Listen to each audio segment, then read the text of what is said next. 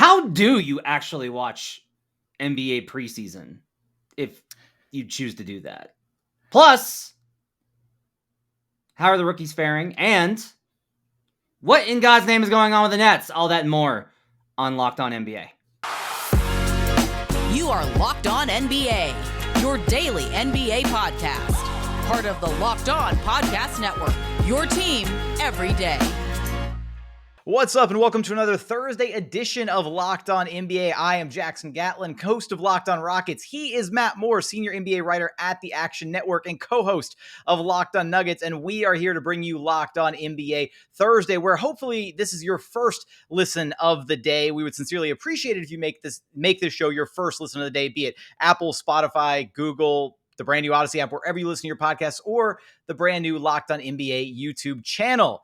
Matt, are you ready to dive into what I can only imagine is going to be a lot of overreactions on our behalf as far as preseason basketball is concerned? It's preseason. Get excited. Oh my God. Jalen Green's going to be a Hall of Famer, and Alperen Sengun's going to be inducted with him. And also the Pelicans were terrible, but now they're okay now. It's preseason, Jackson. It's amazing time for overreactions. I'm just the roller coaster. It just goes up and down all throughout preseason. It's a great time of year for basketball fans. It is. So I actually wanted to talk to you about this. I wanted to get your sense of when you watch preseason basketball, what are the things that you look for and what are the things that you try to avoid getting impacted by? Because I always think that as you watch basketball, it's very easy for you to pick up things and notice things and then think they're meaningful because you notice them, but that's confirmation bias. So I'm curious, when you watch a preseason game, if one chooses to do so, and I'm assuming if you're listening to Locked On NBA, you're watching preseason, and God love you for it. What are the things that you actually look for when you're watching a preseason game? So I think you kind of have to separate it into two factors here, for me at least personally, is when you're watching preseason basketball, I think there's two very distinct categories. You've got the teams that are kind of treating it as like extended training camp, just kind of going through the motions, the more veteran teams, right? Who have, championship, late playoff run aspirations, those kinds of things. And I think those teams at times you can look at them and they're definitely, they're going 70, 80%, if that, with some of their star players. They've got guys who are resting. They're not trotting out their full lineups. And then you've got the inverse of that, where you've got the young teams, the teams who are in the midst of rebuilding, who are trying to really see what they have as far as talent is concerned. And those teams tend to be the ones that they're trotting out their full-blown lineups, the same ones, the same starting five that they're probably going to have throughout the majority of the regular season at times. Because they're really trying to see what they actually have to work with, and they're actively working to develop and grow this, their young talent and work on schemes and getting these players up to speed at the NBA level. So I think there's definitely two sides of the preseason coin to look at. So it really just kind of depends on which team you're focusing on. It's interesting because I take a little bit more of a holistic approach in that I think it's coach by coach too. Like you can have a coach with a young team that's like, no, like we're going to install most of our stuff in the regular season because that's the only way for me to really teach you. And likewise, you may have like teams that know what they're doing, be like, no, we're doing something different this year. We got to get this right. So it kind of depends on where the coaching staff is and where the team is. I pay a lot of attention. I got to admit, I pay a lot of attention to body language. Like that's kind of a no-no in the modern age of like, you shouldn't infer and you shouldn't assume and like all these type of things. But I feel like as human beings, we can tell if somebody is having fun, and we can tell if two people are communicating, and we can tell how they're interacting and how they feel about one another based off of those interactions. Like we do that all the time in our daily life. It's a common thread. And for me, like I want to know, are your guys connected? Do they seem like they're having fun? Which I know that this is like, it's not supposed to be fun. It's work, but basketball is better when guys are having fun. It's more of a thing than I think that people realize, that joy element is a really big factor. So like, I'm always paying attention to those things. Like the Wolves the other night and their preseason opener looked like they just like were having a blast. And we're like, oh man, this is fun. Like this team feels a little bit different. Like you tell like the feeling for that team was a little bit different, but I don't cover the team day to day. So there is that kind of gap. How much do you ascribe to how a team looks in preseason in terms of, for lack of a better term, whether or not the vibes are immaculate?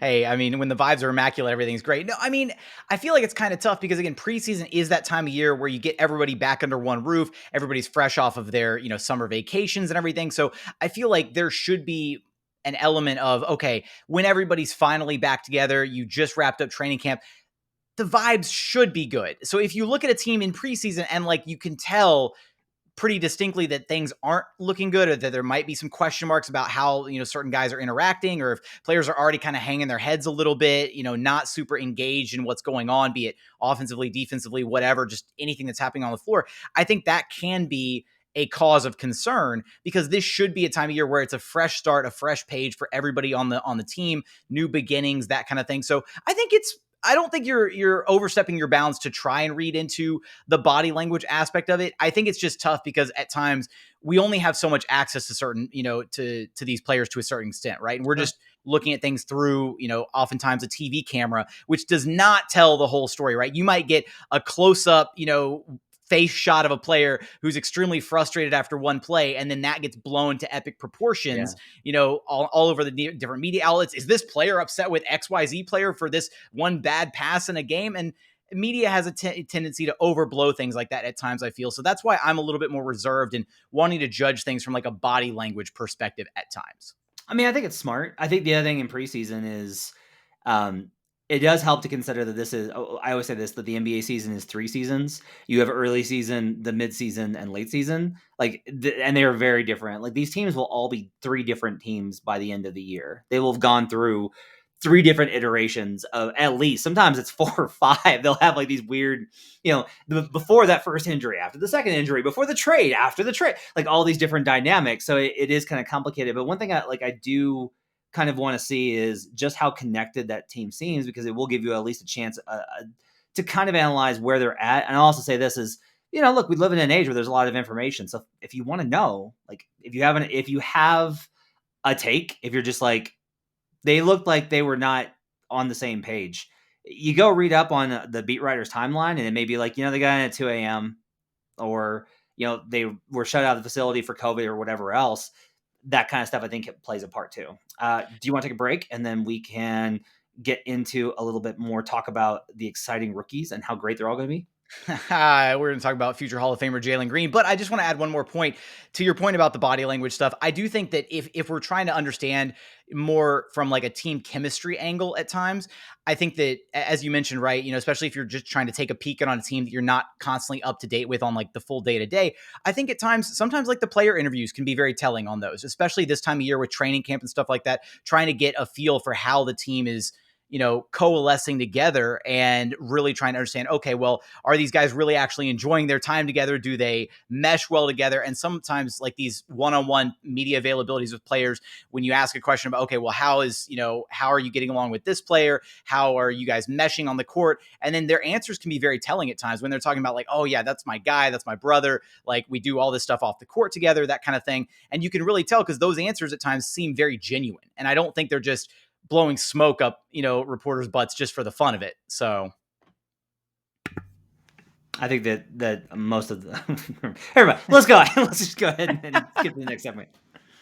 Okay, well, we'll get to our next segment. But first, we got a quick message from our friends over at Sweat Block, because look, when it comes to sweat, it's uncomfortable, right? It can cause you anxiety. It can be, just if you're sweating through your shirt, it's not fun. I mean, maybe if you're working out at the gym, sure. Like, get working up a good sweat there, a physical sweat, that's fine. But you don't want like, to be sweating through your shirt at like a business lunch or a date or hanging out with friends. It's not great, right? Sweat Block is doctor created, doctor recommended, works for up to 7 days per application. They've got a dry shirt guarantee. So if Sweat Block doesn't keep you dry, you get your money back. No questions asked, right? Sweat Block is stronger and more effective than most clinical antiperspirants. You basically just put it on at night before you go to bed, wake up the next morning, shower, get ready for your day, put makeup on, do your whole regular morning routine, and you're good to go throughout the day with a dry shirt guarantee. So again, if you or someone you love is dealing with this, you have to check out Sweat Block. Get it today for 20% off at sweatblock.com when you use promo code LOCKEDON. Also available at Amazon and CVS. So again, that's promo code LOCKEDON for 20% off at sweatblock.com. And continuing on here at Locked On NBA Thursday, as we dive into how some of the top prospects are performing through these first few preseason games. Unfortunately, we cannot overreact to one Cade Cunningham, who is being held out of the preseason due to a mildly rolled ankle, I believe is what the diagnosis was. So the Pistons just being a little overly cautious with him. But last I checked, he should be good to go, hopefully, knock on wood, for the start of the regular season. But we do have 4 other top prospects that we want to kind of take a peek at, see how they're doing between Jalen Green, Evan Mobley, Scottie Barnes, there we go, and Jalen Suggs, the other top 4 prospects. And Matt, where do you want to start? Let's start with Jalen Green. Let's start with Jalen Green. I was going to say, which Jalen? There's 2 of them, man. You got to come on. What are you doing here? Let's start with Jalen Green, because I think that it's funny, the stat line wasn't like crazy. Had some really nice dimes, just some really nice passes in that first game. It's exactly what I think you wanted to see. I am even more convinced he's going to be rookie of the year. It's actually, I think it's a really good sign that their offense seems to be moving really smoothly. It doesn't look like there's a bunch of guys that are young and inexperienced and don't know what they're doing. Like, there's a level of cohesion there, and I think that that's really good. Like, Silas has a chance to really put his imprint on this team, and you could tell, like, he had comments about that, about how like last year was challenging, and this year, like, really being able to get in and do the work and kind of, you know, build from the ground up, even though there's a lot of work to do with the young guys. I thought Jalen was off to a pretty good start. What'd you think? I think that he is absolutely, kind of finding his way. I think maybe you attribute again, you look at the stat line, the efficiency is not quite where you want it, just 4-14 shooting, missed all 6 of his 3-pointers, but I would just kind of chalk that up to just a one-off bad game, because I mean, he shot 37% from behind the arc in the G League. So it's not like he's a notoriously bad or a historically bad 3-point shooter. I'm just chalking it up to a rough game. If you take away those 6 misses, I mean, he was 4 of 8 inside the arc. He was aggressive, trying to find his shot. He looked insane coming, downhill off of some of those dribble handoff plays that were run for him. In transition, he was a blur, very confident with the ball in his hands. And like you already highlighted, I think some of the reads that he was able to make out of certain possessions where he kind of sucked the defense in and then was able to kick the ball out to an open shooter and kind of create some offense for his teammates. That's going to be the area of his game that I know he has right now. It's just reading and reacting appropriately to how the defense treats him, because there were definitely a couple times where he forced some shots up where he could have definitely kicked it out, and he had an open shooter or a cutter or somebody near the rim who he could have facilitated a pass to. But I think because of the struggles that he had from outside the arc, he was just kind of determined to get himself going a little bit.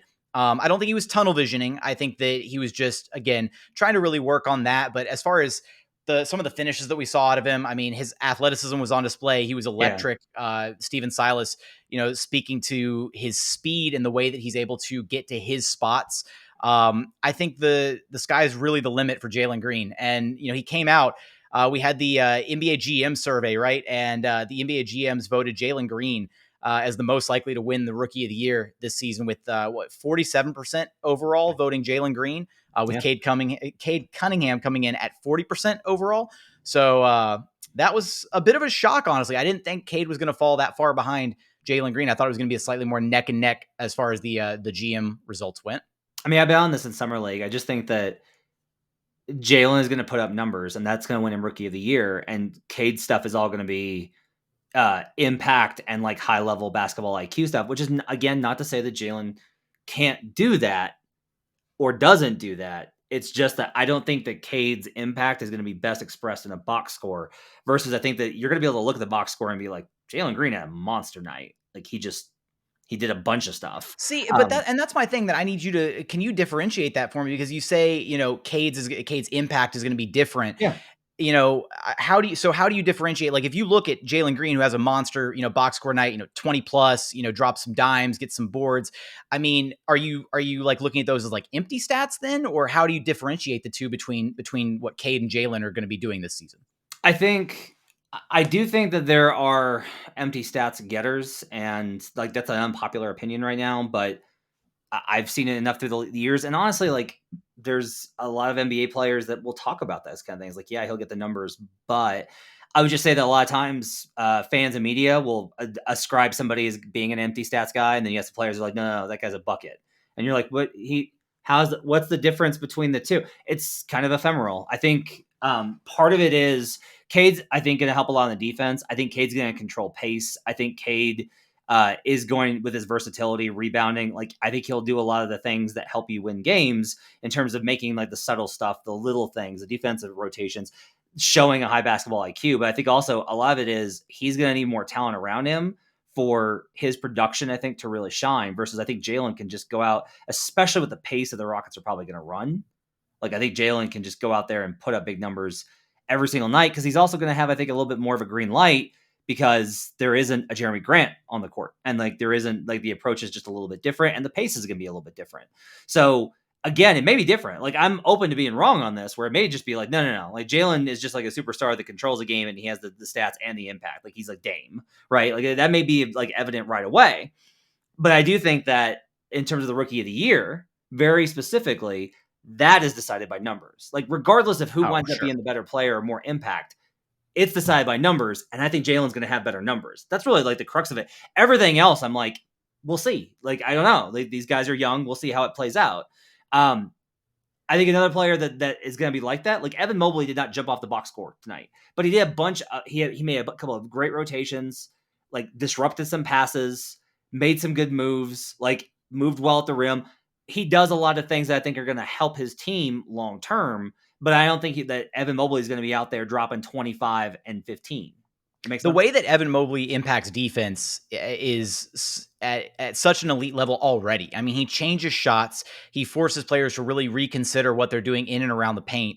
I mean, he gobbles up rebounds. I mean, you say he doesn't jump off the stat sheet tonight. I mean, he had 12 boards.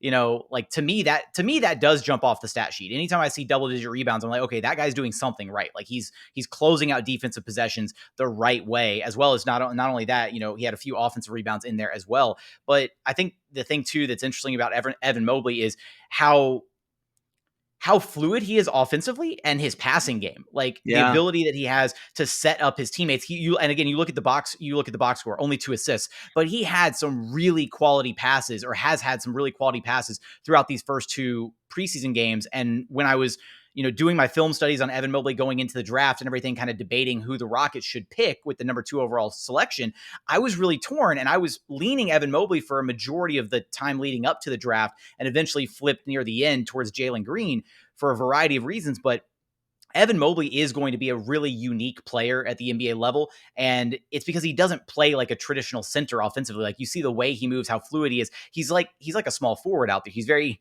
I'm going to steal this from our in-house draft expert, Richard Stamen, of the Locked On NBA Draft podcast, but he's like Kevin Durant. So the way he moves offensively, and I love that. I think Evan Mobley is definitely going to have a really impactful NBA career. And like you said, it just doesn't jump off the stat sheet, unfortunately. So I'm torn here. We're running out of time. I want to get to Scottie Barnes, but I also want to get to like Josh Giddey, who looked amazing and made a bunch of like really great passes. Or how about Cam Thomas, who's averaging 21 points a game, or in one game, or like Trey Murphy that put up, you know, has put up 20 and a half in 2 games, shooting 63% from 3 for Trey Murphy, my guy from Summer League. Jared Butler looks amazing. Book Night had a good like breakout. Like, I'm very excited about this rookie class, Jackson. Like, everybody looks really good right now, except for Franz Wagner. Jalen Suggs didn't have such a hot night tonight either. No. So, I mean, you know, and he's been, so, I mean, he had the first game where he started, then he got sat, you know, in place of Cole Anthony, you know, comes off the bench. This second preseason game, has an even more lackluster game, unfortunately. Had a couple dimes. I mean, but so Jalen Suggs, you know, a couple preseason games. Again, we're not going to overreact. We shouldn't overreact. It's preseason. But you want to. I can hear that you want to. Oh, I know I want to. Well, I want to with Scottie Barnes, because I think Scottie Barnes is going to be a multiple DPOY player down the line. Wow. I am so bought into the Scottie Barnes hype. Matt, I need you to understand. I think he's my second favorite player out of this draft, right after Jalen Green. We need to get this on social, because the Raptors fans will just rush to you like in one of the zombie movies. It'll just be Raptors are Rockets of the North, okay? Like, it's perfect. Like, this is amazing, okay? Let me just cultivate the Raptors fan. Just flock to me at JT Gatlin on Twitter. I will stand Scottie Barnes until the end of time, because I mean, how can you not? But he really does. He's like a mix of he's like a mix between like Scottie Pippen and Draymond. I'm calling it right now. Okay. All right. Okay. As long as we're not overreacting, that's the important thing. Maybe no overreactions here whatsoever. With that, I feel like that's as good a spot to move on to our final section, where we are going to do our stock market analysis on the current situation with the Brooklyn Nets and what's going on with that. Can we call them a turbulent franchise? I feel like that's fair right now, sort of. It's They're definitely a turbulent brand experience, which is what I It's refer to them as. the fasten seatbelt sign is Oh, yeah. definitely on the Brooklyn Nets right now. And Yeah. we're going to talk about that in just a second after a quick message from our friends over at Built Bar. Because look, if you've never had a protein bar that you actually care about, you got to check out Built Bar. They've got so many amazing flavors to offer: raspberry, mint chocolate brownie, double chocolate. Matt, what's your favorite? I like strawberry. That's my favorite. Strawberry, another good one. My personal favorite, coconut brownie chunk. Cannot go wrong with any of them on the menu, right? They're all low cal, low sugar, high protein, high fiber. It's a protein bar that tastes like a candy bar. It's not gritty. It's not chalky like other protein bars on the market. You got to check out, and you can do that. Just go to built.com and use promo code LOCKED15 to get 15% off your very next order. So again, that's promo code LOCKED15 for 15% off at built.com. We're also brought to you today by betonline.ag. I'm on the Seahawks on Thursday Night Football. I have parlayed them with the Chicago Sky, who advanced to the WNBA Finals. So, going to need the Seahawks to go ahead and take care of that as a home dog on Thursday Night Football. Short rest, like the spot very much for the Seahawks. And if you want to get in on the action, you want to check out Bet Online. It's your number one spot for all the pro and college football action this season. They got a new updated site and interface. They got more odds, more props, more contests. BetOnline continues to be the number one source for everything football. Head to the website or use your mobile device to sign up today and receive your 50% welcome bonus on your first deposit. Don't forget to use your promo code LOCKEDON to receive your bonus. Football, basketball, boxing, right to your favorite Vegas casino games. Maybe you want to get on NBA win totals. Jazz over 51.5, my best bet. Don't wait to take advantage of all the amazing offers available for the 2021 season. Bet Online is the fastest and easiest way to bet on all your favorite sports. Bet Online, where the game starts. We'll be right back on Locked On NBA. Welcome back to Locked On NBA. Jackson Gatlin, Matt Moore. On this Thursday, glad to have you with us. Thanks for making us your first listen every day.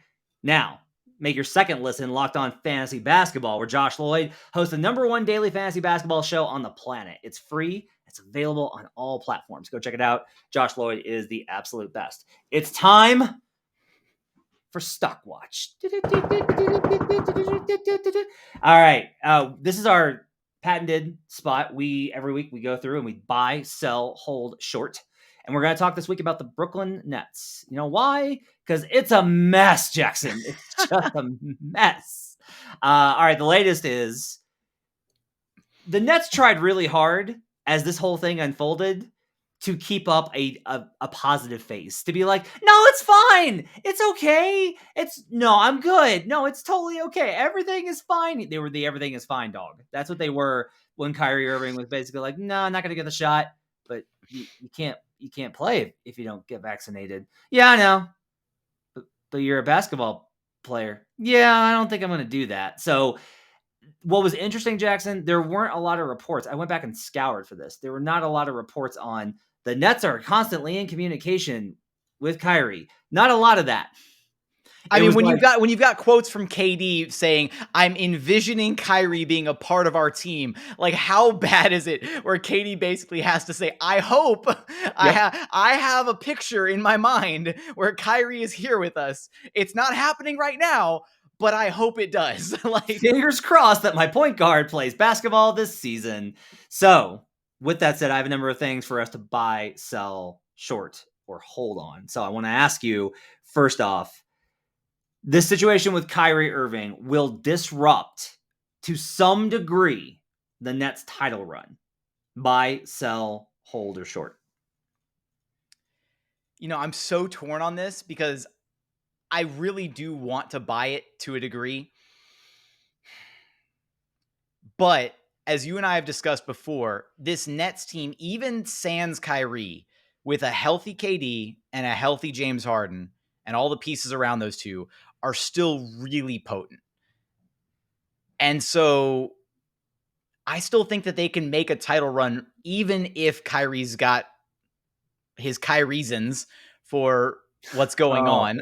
Jackson. that was a zinger. I love that. So I'm going to hold that one. It feels like a bit of a cop out. I wanted to buy it. I'm going to hold it for now because I feel like it will have some adverse side effects, but I don't think it's going to truly hold them back from a title run in its entirety. I'm going to buy. I'm not emptying the savings account, right? I've just got some fun money to play with. You're going to spend a little beer money on it. There you go. Yeah, like I hit a parlay at betonline.ag, and I'm going to use that to go ahead and dabble on buying a little bit of this. And I'll tell you why. The reason not to is that the NBA playoffs start in 6 months. Like, that's how long the NBA season is. 6 months. We'll barely remember this in 6 months, regardless of how it works out. But I'll say this. I do believe that starting your season off with this kind of distraction is a bad sign. It's just bad vibes. Like we talked about vibes in the first segment. This is a lot of it is you don't have to get out. You can fight your way out. You can scrap and claw and get your way out back into a good place if you start off badly. But a lot has to go right for you to win the title. Like a lot has to go right for you to win the NBA title. That's how this works. You know, we saw it last year. Things didn't go right for the Nets, obviously. And things almost didn't go right for the Bucks several times, but they eventually did. So for me, I'm buying a little bit just from I will say this. I think, in my opinion, I think that there is a little bit of over assumption that how last year went is how this year is going to go. Where, well, they only had the guys together for 8 games, so they're going to be fine. That was last year with last year's roster and last year's schedule and a really weird season. This is this year and everything is different. Like there's little changes. Jeff Green's gone. Like small changes, right? They were depending a lot more on Blake Griffin. Yikes, this year. So that you find a way to bring up Blake Griffin at least once every time we record a show together. It's amazing to me that there's no way that nobody's like, hey, their like best defensive front court guy is Blake Griffin. Does anybody else notice that? I'm just like, I'm with like LeBron with the JR picture. It'd be like, can you make an argument that's actually James Johnson and not Blake Griffin? No, because I know I've seen James Johnson flame out of rotations like 6 times in a row. Like, okay. Scary saying, individual. I mean, they're like, it's don't want him to fight me, but not really confident James Johnson can hold the rotation spot. So I will tentatively buy. The next one I have for you, the defense, this is related. The defense doesn't matter. Like, this is literally, it doesn't matter how bad the defense is. The defense can be historically bad, and the Nets can and still will contend for an NBA title. Buy, sell, hold, or short. I'm going to sell that one. The defense does matter. Okay. Because, and I think, we talked about this, about how they found some success against the Milwaukee Bucks during that series by way of their defense, in stretches of that series. And I do think that if Kyrie Irving is not out there, for whatever amount of games, whether it's no home games, whatever the situation may be, if Kyrie's not out there, then they don't simply have that benefit of having 3 superstars on the court at any given night, any given game, who 1, 2 of them, or all 3 of them can go supernova and go off, right? And that's my premise for why, if they did have all 3, then I'd be less worried about the defense, because at some point, just how do you slow down that 3-headed dragon? But without that, you can't reasonably expect KD and James Harden to be Superman and Superman every single night. There's going to be some nights where one of them is off, or just has, an average game here and there, which is still well above average for the regular NBA player, mind you. But that said, I do think they're going to have to rely on their defense a little bit more this time around in the absence of Kyrie at times. I'm going to hold, because I think it only matters against certain teams. I think it's very matchup dependent. Like, I think that most teams, if they face the Heat, I think they can beat the Heat's zone defense and put up enough points and outpace them, even if their defense is having trouble. Like, the Heat offense, I think, is going to be, it looked really good in preseason game 1. I think the Heat offense is going to be stops and starts. And I think they can keep pace, but not enough. Likewise, like the Hawks. The Hawks, I don't think can outpace them, right? And the Hawks defense is not great. So that's not a worry. The Sixers are in a nebulous zone with Ben Simmons, right? So we don't know what that's going to look like. Maybe their defense takes a dip without having those guys, without Ben Simmons, rather. So it really just comes down to one team, and that's the defending champion Bucks. It does matter versus the Bucks. It does, but and suddenly the one team with the team that eliminated them, right? Yeah. You're just like, yeah, it kind of does matter to them. Yeah, it kind of does matter. But this is the whole thing is like the Bucks defense was so good that it was like, does the offense matter? And it was like, yes, the Bucks the offense mattered when they came up against Toronto and Miami. So it's kind of like the same kind of. And here's part of it is we don't know if the Nets will face the Bucks. Maybe it's again long way away. There is every reason to think that the Nets offense can be so good that they can outpace 6 of the potential 7 teams they could face in the playoffs, like due to whatever matchups. They're only going to face 3, obviously. So I will go ahead and I will hold on that, but I think it's a really interesting question of, how good does the Nets defense need to be with how good their offense is? My last one for you is, this is a little bit of a surprise for you, Jackson. I'm actually on Friday at Action Network publishing. I've spoken to about 20 likely voters for MVP to get their preseason, not who are you picking to win it, not, who's the, what do you expect it? Like, just, I said, I need 3 names for who do you think will be in the conversation come April? Who are 3 people that you expect to be talking? Because it gives you a baseline of what the voters expect going into the season.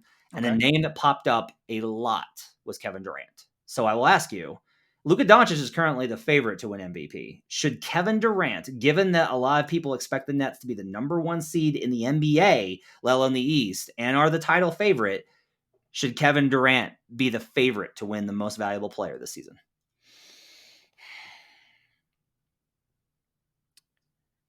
I do think he should be the favorite.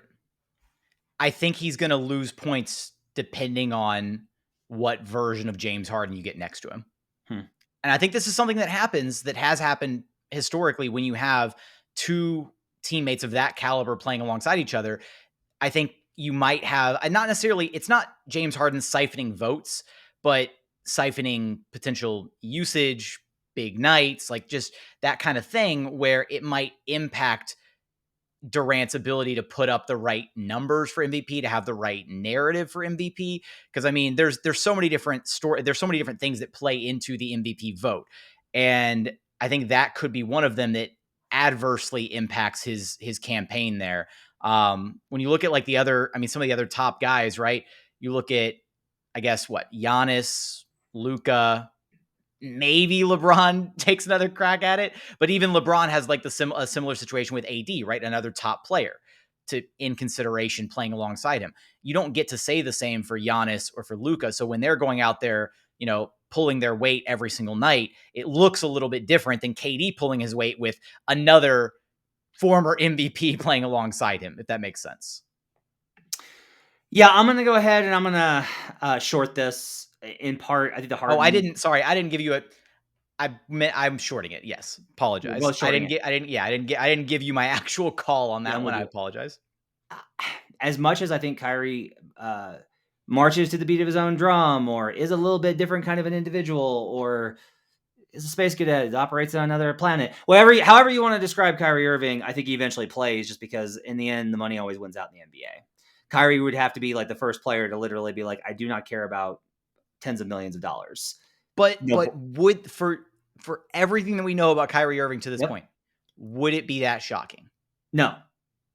It really that's the crazy thing is like he could just up and retire, right? Yep. And just and it I feel like I wouldn't even be that fazed by it. I'd be like, well, it's on brand. So However, I could also see him like he retires in October and then he comes back in January. Right. Like that's just like just as possible. And I think for the voters, it's going to be hard to give a guy that's got that level of teammate, the MVP. I think that gets tough. There is like an ingrained, you've got so much help. Like LeBron was unquestionably the best player in the world in 2012 and 13. And there was a big gap and there wasn't another story. Like it was just LeBron. So he won, right? In order for KD to get that, he would have to be so far above that even your superstar teammates don't look as good. And I can't believe that's going to happen. So I'm going to go ahead and I'm going to short it. And that's going to wrap up Stockwatch for this week in the NBA. And I've got one more topic for you, Matt, before we wrap the show up. Why do you hate Alperen Şengün so much? Are you mad that he's the second coming of Nikola Jokic? He did a thing the other night. Nikola Jokic 2.0? You know what? He drew some fouls in that game. I thought that was actually kind of impressive. I'm still trying to figure out what he's going to look like and how it's going to go. Are you higher on him after the first preseason game? Lower? Is he like, have you started chiseling the bust to go in the Hall of Fame, or are you just gathering materials? I started the chiseling immediately after the first summer league game. Okay. Right. No, I mean, I think he's got a great nose for the basketball. He understands the game. He plays well beyond his years at this point already. Like, just the passing chops, he's got he had 5 fouls in 13 minutes, which is ridiculous, but that's just, could be translation from Turkish league to NBA basketball. Possibly could just be, he's a 19-year-old, still trying to pick up the speed of the game, but he's got great instincts. He's endearing himself to Ben DuBose. That's what he's actually like. That's not the Ben DuBose shout out on Locked On NBA. That's a throwback. All right. That's going to do it for today's show. If you haven't done so already, please make this show your first listen of the day and go make your second listen Locked On Fantasy Basketball. Because as Matt mentioned earlier, Josh Lloyd is absolutely killing it over there. Locked On Fantasy Basketball. He is your fantasy guru for all things fantasy basketball. Go check out his show. Make that your second listen. But you can check out this show wherever you listen to your podcast, Apple, Spotify, Google, the brand new Odyssey app, as well as our brand new Locked On NBA YouTube channel. Please subscribe if you haven't done so yet. But as always, thank you so much for watching. Thank you so much for listening. And we look forward to having you back right here at Locked On NBA Thursday. You are Locked On NBA, your daily NBA podcast. Part of the Locked On Podcast Network, your team every day.